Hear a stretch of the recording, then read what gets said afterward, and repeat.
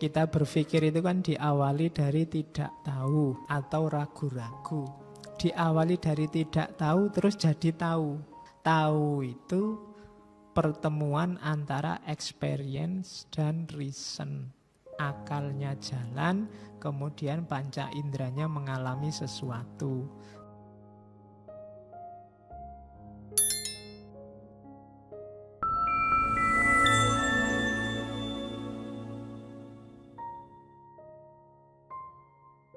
Oke, bismillah.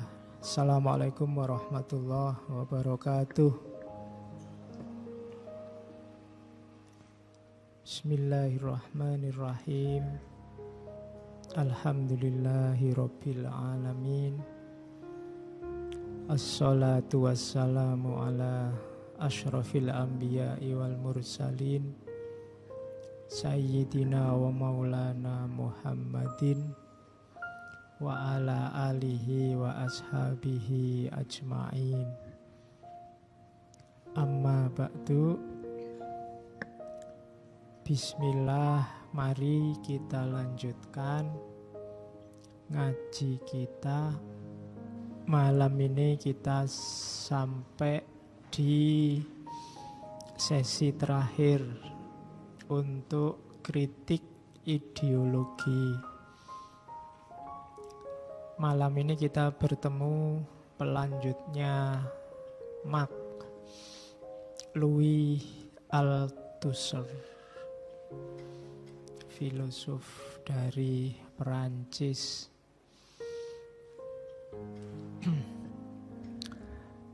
Kritik ideologi itu salah satu isu dalam filsafat yang populer di era ketika orang mulai sadar bahwa modernitas dengan semua ideologi cara berpikir di baliknya itu banyak mengandung kelemahan-kelemahan. Diawali dari kritik sosial ekonomi versi Karl Marx. Jadi di era-era itu ketika orang sadar bahwa modern itu tidak segalanya.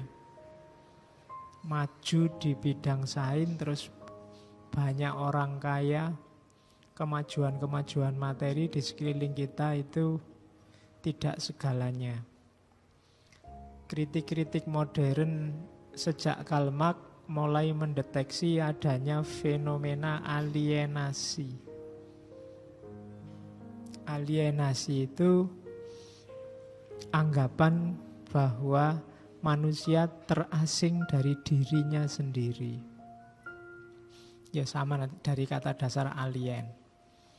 Jadi bukan manusia. Teralienasi itu berarti kita jadi alien. Kita bukan manusia lagi, kita asing, tidak kayak manusia. Sama seperti yang dikeluhkan, digelisahkan di Jawa dulu waktu kita ngaji filsafat kebahagiaan Suryo Mentaram, bahwa yang saya cari cuma satu, nyari manusia. Saya nggak nemu manusia hari ini. Nah, itu kegelisahannya sama kayak era-era Karl Marx. Manusia terasing dari dirinya sendiri. Ya wujudnya kayak manusia sih ada, tapi kemanusiaannya agak dipertanyakan. Ini manusia beneran apa enggak? Kita tersubstitusi ke dalam banyak hal. Nah, itu namanya kritik. Kritik itu salah satu relasi antara manusia dengan bikinannya sendiri. Hubungan manusia dengan ciptaannya sendiri itu kan secara umum ada 4. Ada makom produsen, ada makom konsumen, ada makom pengamat, dan yang keempat ada makom kritikus. Terhadap apa saja? Laptop ini ada produsennya, ada konsumennya, kita ini kan konsumen. Ada pengamatnya, Pengamat itu dia tidak punya cuma ngamati dari luar, lihat, oh kayak gitu tuh laptop, meneliti, tidak terlibat langsung, itu cuma ngamati. Terus ada yang kritikus. Kalau kritikus itu ya mengamati terus melihat ada kelemahan-kelemahan terus dia masuk di situ, menunjukkan disitulah ada kelemahannya. Nah, itu relasi manusia dengan produksi. Terhadap apapun kalian begitu sebenarnya kalau hubungannya sama manusia. Jadi sekali-sekali coba kita introspeksi makom kita ada di mana. Ilmu misalnya, untuk urusan ilmu kita itu produsen, konsumen, pengamat, apa kritikus. Produsen ilmu itu berarti kamu produktif, melahirkan gagasan-gagasan baru. Kalau konsumen itu ya pokoknya baca saja, menelan saja untuk dirimu, untuk kepentinganmu, tidak pernah melahirkan yang baru. Kalau pengamat itu kamu ada di luar gelanggang. Yuk kamu cermati, yuk. Pengamat bisa juga konsumen, bisa enggak. Tapi dia mengamati fenomenanya, ini kira-kira cocok enggak sama situasi, cocok enggak sama saya. Yang terakhir kritikus. Kritikus itu untuk menemukan kelemahan-kelemahannya. Di setiap lini hidupmu coba dicek biar bisa maksimal peranmu. Kalau produsen ya produsen yang bagus, konsumen ya konsumen yang bertanggung jawab, pengamat ya pengamat yang cerdas, kritikus juga kritikus yang tepat, tidak sembarangan. Jadi kalau di Indonesia ada YLKI, perlindungan konsumen, itu sebenarnya tidak cuma untuk produk materi, ya produk semuanya bisa. Perlindungan konsumen ilmu. Nah, jadi kalau ada ustadz, kiai ngomongnya aneh-aneh terus ngerusak konsumennya, itu bisa dilaporkan YLKI. Konsumen ilmunya. Nah, jadi karena memang ada makom konsumen, ada lagi yang kritikus. Kritikus itu tidak selalu konsumen. Dia sering ada di luar gelanggang, cuma dia bisa membaca petanya. Kayak kritikus sepak bola atau pengamat sepak bola. Itu kalau dia sendiri suruh main sepak bola mending nggak usah dilihat. Tapi kalau komentar dia luar biasa. Gitu. Sama kayak beberapa di antara kalian kan ada yang makomnya hanya pengamat dan kritikus. Kalau menjalani sendiri tidak bisa. Kalau ada temennya tidak beres, wah dia nasihatnya ngalang-ngalai ustadz. Tapi dia sendiri ya tidak apa-apa. Kalau ada tanya, kamu cuma nasihati, cuma ngeritik, tidak bisa menjalani. Lu tidak apa-apa, makomku memang makom pengamat dan kritikus, bukan konsumen. Nah, umat Islam itu dari dunia keilmuan kita membacanya, kenapa kita mundur hari ini? Ya mungkin sebagian besar kita hanya konsumen dalam hal ilmu, bukan produsen. Ada yang mengkonsumsi ilmu dari barat, ada yang mengkonsumsi ilmu dari timur. Hanya konsumen. Maka beberapa tesis baru menyatakan ya sebenarnya simpel. Kalau kita ingin menguasai lagi peradaban Islam, kuncinya tidak dengan mengalahkan yang lain, tapi dengan produksi. Sama kayak dunia ekonomi, itu kan penguasanya yang punya alat-alat produksi. Dunia ilmiah juga begitu. Penguasanya juga yang memproduksi ilmu. Karena mereka yang memproduksi ilmu lah nanti yang nyekoi orang-orang yang mengkonsumsi ilmu.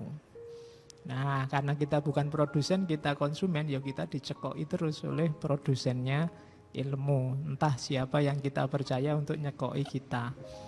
Nah, itu bagian dari ideologi membahas itu yang dibahas oleh Althusser. Ya kritik penting, minggu lalu saya bilang tidak boleh orang anti kritik. Orang yang tidak mau dikritik itu berarti orang yang stagnan, mandek, merasa dirinya sudah selesai dan pasti benar. Kamu harus tetap mau menerima kritik untuk bisa berkembang. Kalau dalam dunia filsafat ilmu dikenal istilah falsifikasi. Untuk kamu berkembang, kamu harus mau mencari bagian mana yang salah. Bukan hanya mencari justifikasi bahwa aku benar. Jadi itu cara paling ampuh untuk kita berkembang semakin baik. Jadi introspeksi, jangan-jangan aku itu hidupku kurang di mana ya, keliru di mana, ndak pas di mana. Itu alamat kita besok akan berkembang semakin baik. Jadi kalau proses ilmu namanya difalsifikasi. Tapi kalau kita hanya verifikasi, kita hanya menegaskan lagi di mana benarnya aku. Ini loh buktinya aku benar. Terus menerus begitu ya kita akan mandek di situ. Jadi ya harus mau dikritik.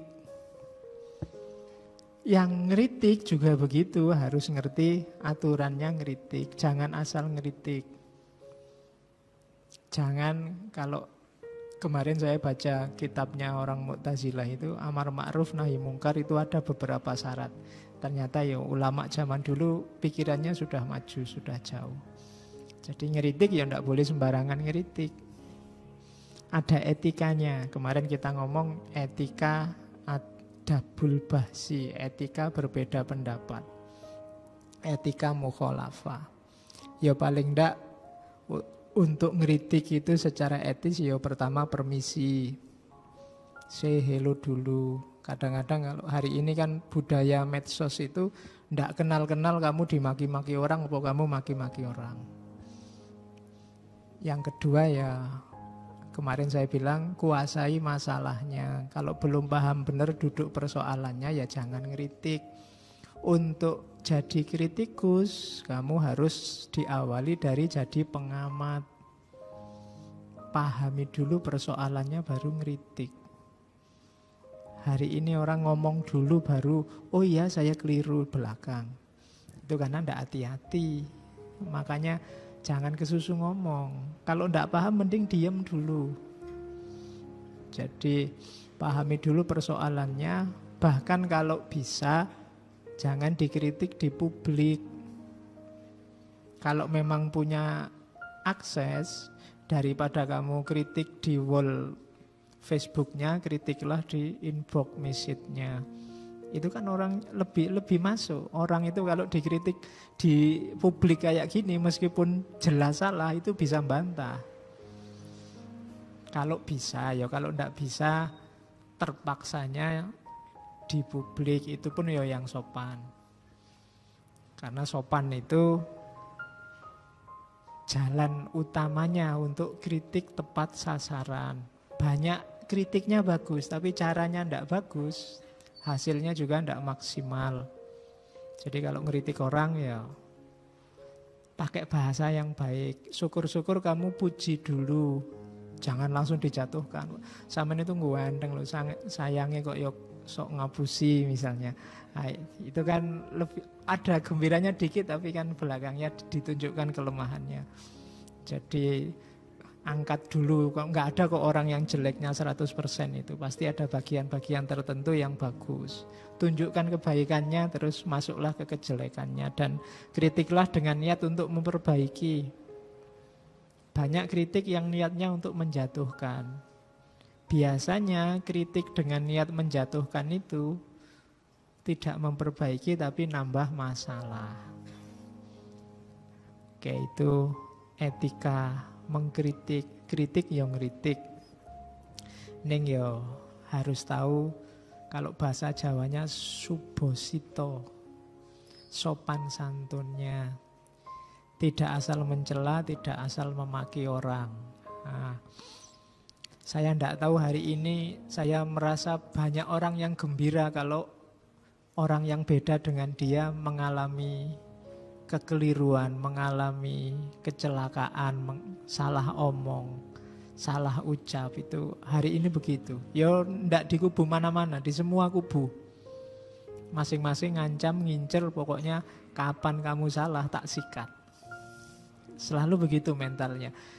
Jadi akhirnya meskipun kita agamanya sama, sesama muslim, kita tidak saling merasa aman terhadap saudara kita. Dan itu sebenarnya kontraproduktif dengan pesannya Nabi. Katanya Nabi, muslim yang sejati itu man salimal muslimuna min lisanihi wa yadihi. Muslim yang sejati itu kalau kamu deket-deket dia, kamu merasa aman dari mulutnya atau dari tangannya.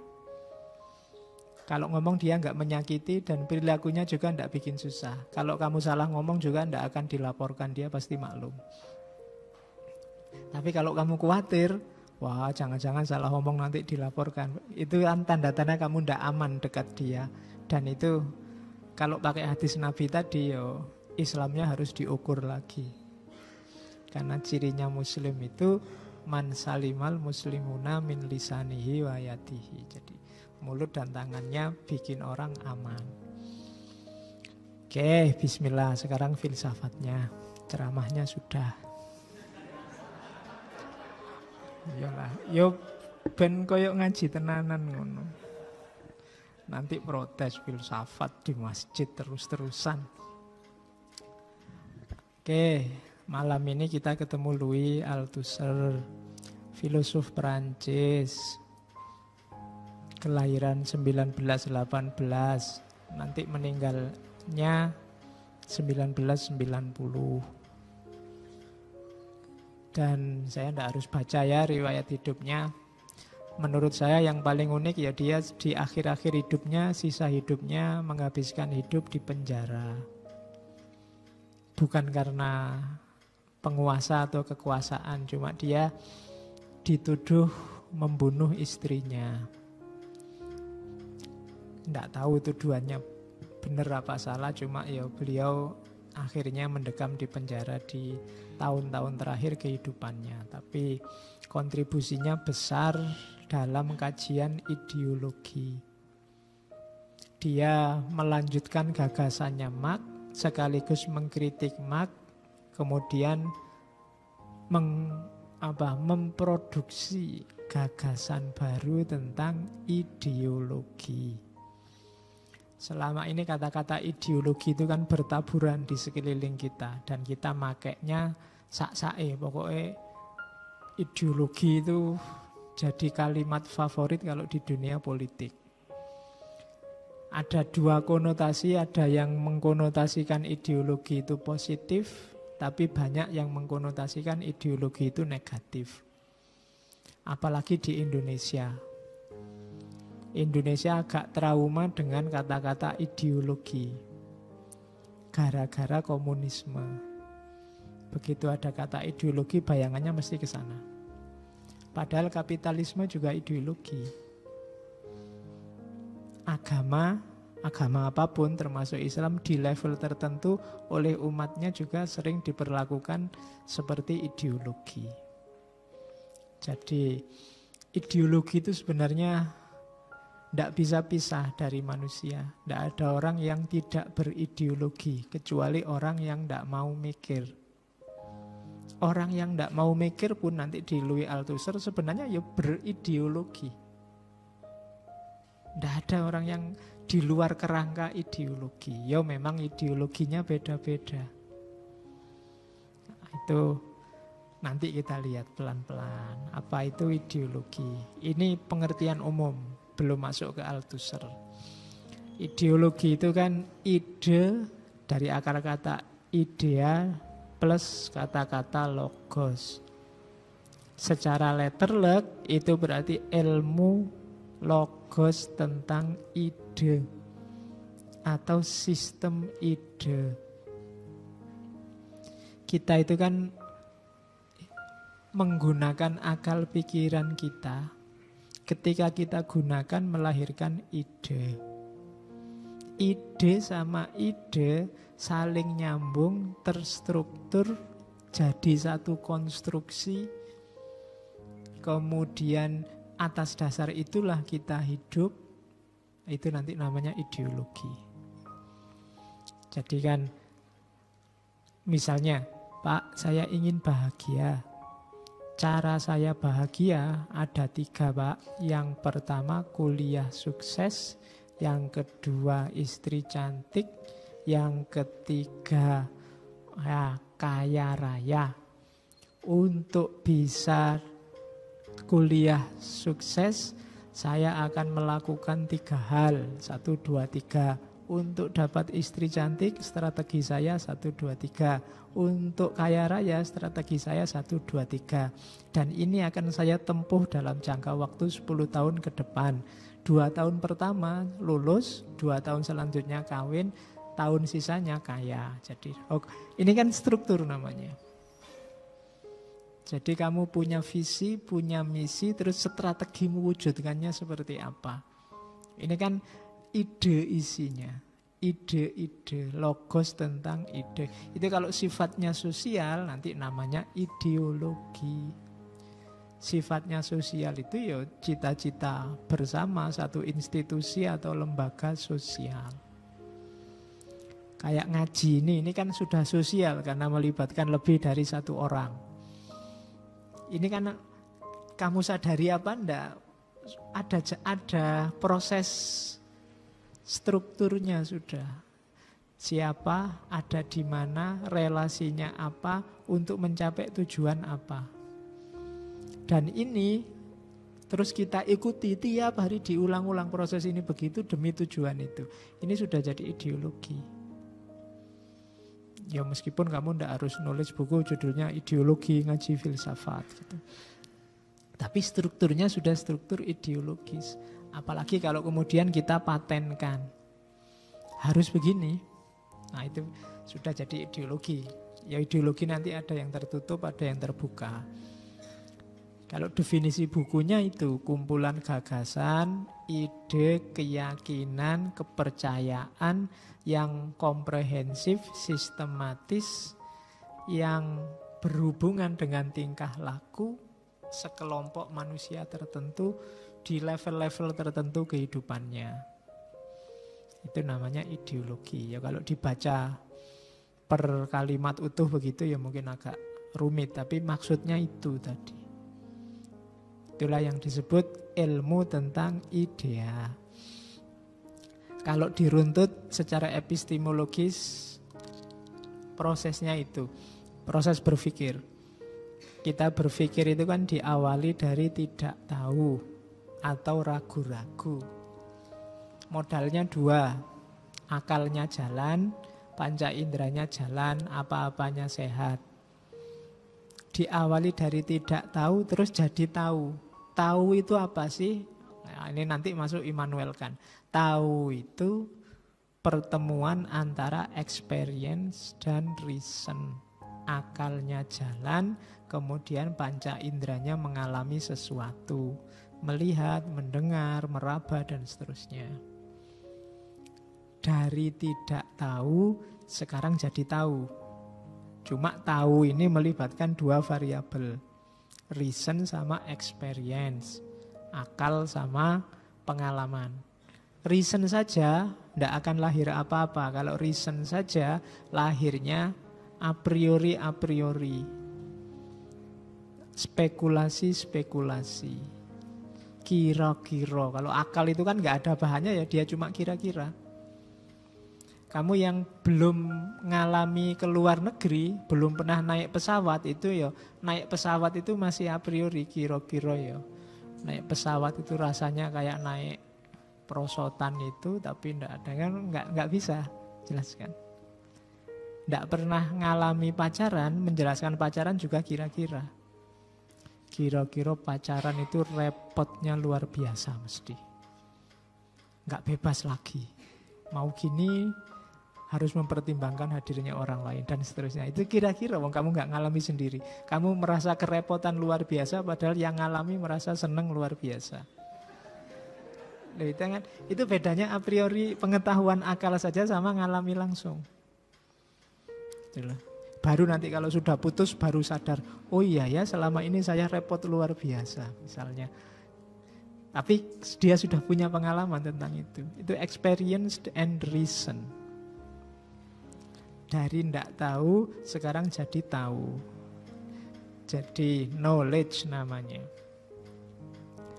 Oke, terus ya selain knowledge, di situ saya kasih strip hijau itu kadangkalanya bukan pengetahuan yang lahir, tapi kepercayaan.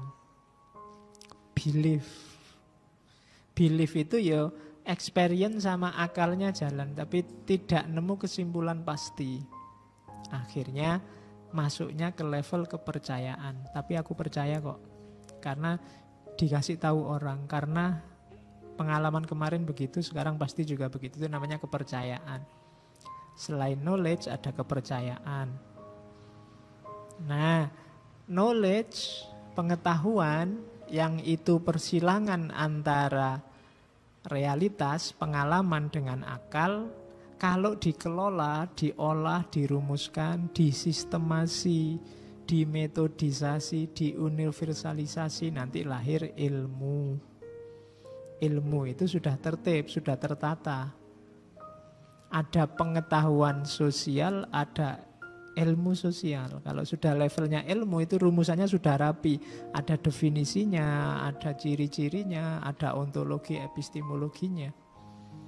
Ya meskipun kalau di Indonesia kata-kata ilmu ini kan umum. Ilmu santet, ada ilmu santet. Oh itu kalau sains itu harus dijelaskan detail. Definisi santet apa, ciri-ciri santet apa, kemudian ontologi santet, aksiologi santet, itu jadi tertib isinya. Kategori santet, ada kategori A, kategori B, ada santet, nah, bisa gitu. Tapi kalau sudah terstruktur rapi, bagannya ontologi epistemologinya jelas, dia sains. Ilmu nyopet, nah, itu beda lagi. Kan sekarang ada itu, ayo tak ajari ilmunya nyopet, copet bisa ilmu. Jadi ya itu mungkin levelnya belum ilmu, baru knowledge, atau paling tidak itu teknik.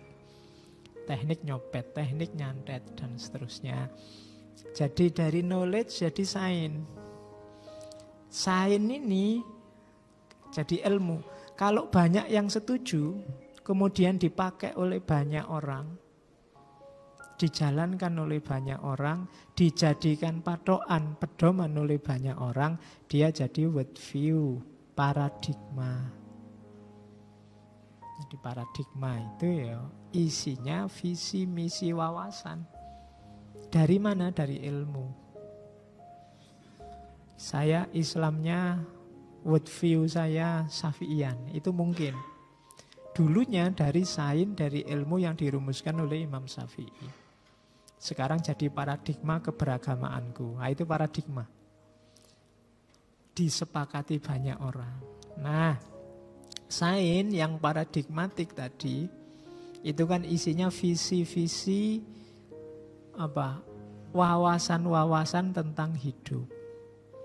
Kalau dia kemudian dirumuskan detailnya, untuk menuju ke sana, yang harus saya lakukan ini, yang tidak boleh saya lakukan itu. Yang saya lakukan itu tahapannya ada 3, ada juknis detailnya untuk menuju itu, apa yang boleh dan apa yang tidak boleh, itulah nanti namanya ideologi.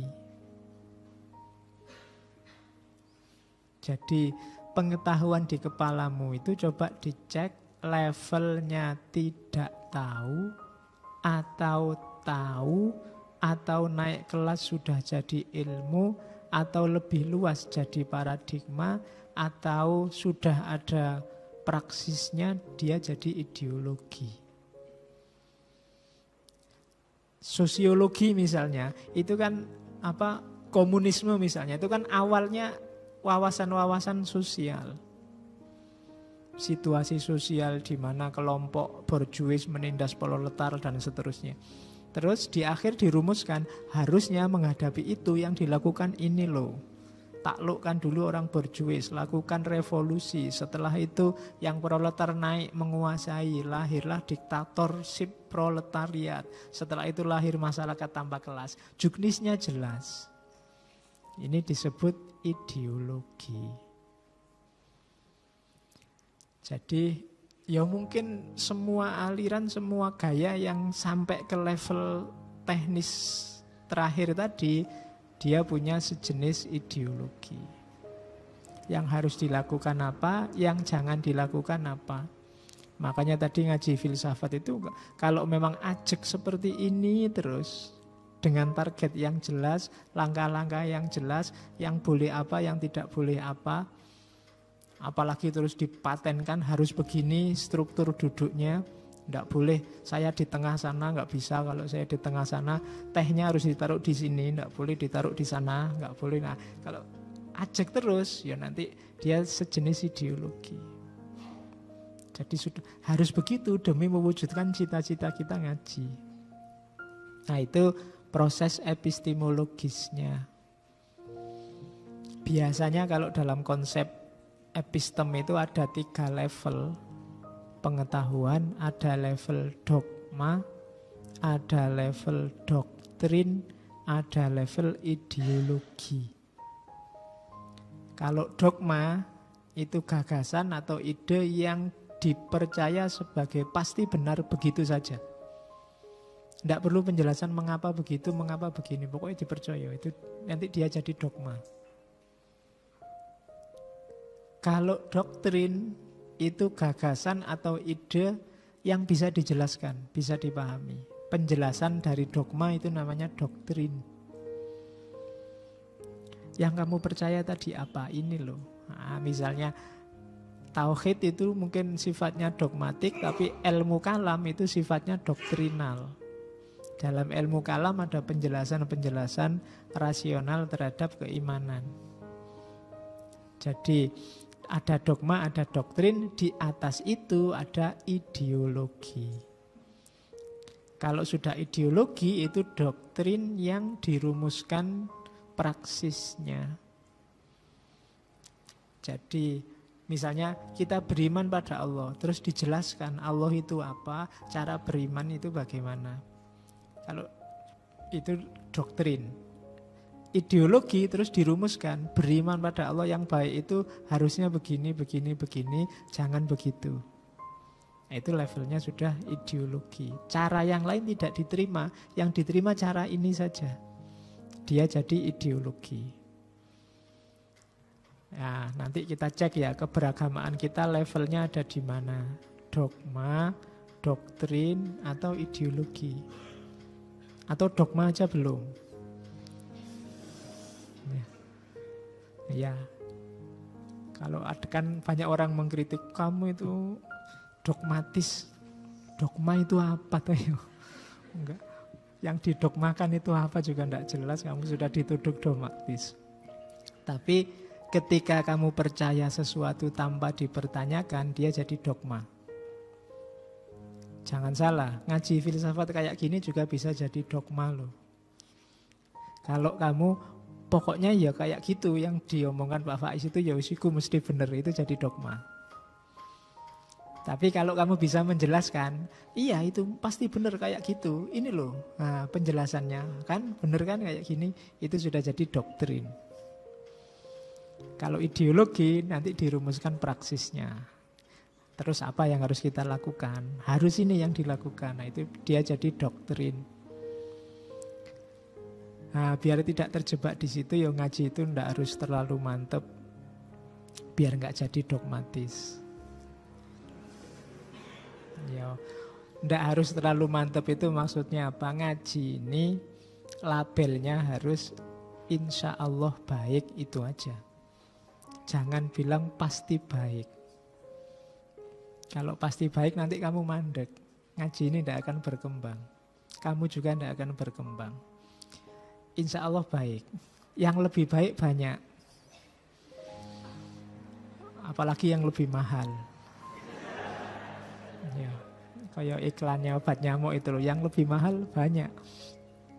Yang lebih baik banyak secara kuantitas maupun kualitas. Tapi insya Allah ngaji ini baik kan itu. Pasti baik ya kita tidak tahu. Karena kalau pasti baik, kayak tadi kita jadinya anti kritik. Kalau ada orang kritik kita terus jadi resisten, tidak mau dikritik. Akhirnya jadi dogma. Sudah terlalu banyak kita punya dogma, jadi tidak usahlah nambah-nambah dogma lagi. Santai saja dinikmati. Cocok ya dipakai, tidak cocok ya tidak masalah. Wong ini kan nambah wawasan intinya. Jadi jangan dijadikan dogma. Isinya maupun wadahnya maupun bentuknya. Oke, itu epistemological proses namanya. proses akalnya. Jadi kalau kita mau membahas tentang ideologi, disiapkan dulu, oh ternyata wilayahnya di situ. Terus, apa gunanya ideologi? Kok tadi tidak ada dogma, doktrin, dan dilanjutkan ideologi? Yang pertama, ideologi itu berfungsi sebagai eksplanatori, menjelaskan realitas. Biasanya untuk dunia politik, sosial. Kadang-kadang juga berfungsi evaluatif, mengevaluasi. Yang baik itu gini loh, berarti yang kayak gini nggak bagus. Itu fungsi evaluatif. Kalau fungsi eksplanatori, realitas itu berjalannya semacam ini. Jadi kita harus melakukan ini biar cocok sama kenyataan. Itu fungsi eksplanatori. Masyarakat itu tertindas loh, jadi kita harus berjuang membebaskan mereka. Ini loh ketertindasannya, itu ideologi biasanya. Eksplanatori. Kalau evaluatif, mengevaluasi sebelumnya. Terus orientatif. Orientatif itu mengarahkan kita harus kemana, apa yang harus kita lakukan, kemana kita harus melangkah, itu orientatif. Dan yang keempat, programatif. Programatif itu biasanya terstruktur. Saya tadi bilang step by step, langkah kita pertama kemana, terus harus melakukan apa. Di step yang pertama apa saja yang harus ada, itu namanya programatik.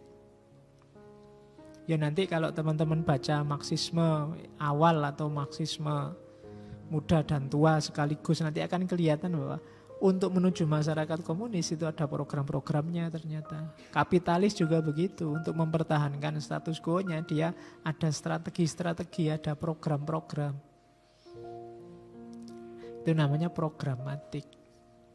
Jadi menjelaskan atau mendidik, mengevaluasi atau mengorientasi atau bikin program. Ini fungsinya ideologi.